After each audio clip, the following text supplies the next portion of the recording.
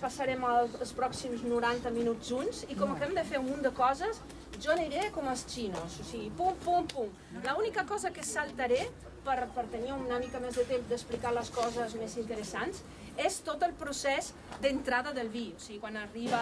el raïm i el tractor ho deixa a la tolva, tot això ho faré molt de pressa. Del vi des de pràcticament l'època dels romans. Ara ho faré una mica curt, des dels romans van canviar moltes coses, van arribar els visigots, els musulmans, per molt de temps aquesta va ser terra de frontera, la Catalunya Nova, fins al segle XII s'havia despoblat, però des del segle XII, quan van arribar les primeres comunitats de monjos, com la de Santes Creus, i van començar constituint petits pobles, la gent va començar a viure del vi, sobretot, perquè sí que també tenien fruits secs, olives, cereals, safrà, però el vi era el que li donava una mica més des del punt de vista.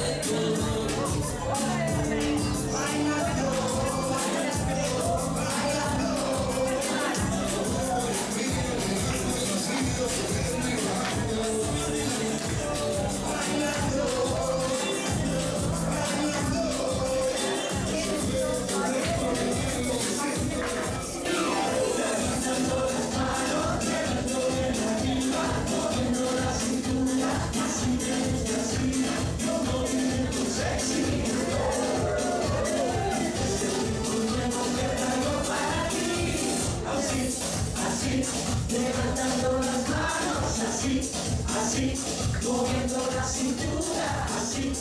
así, tu movimiento.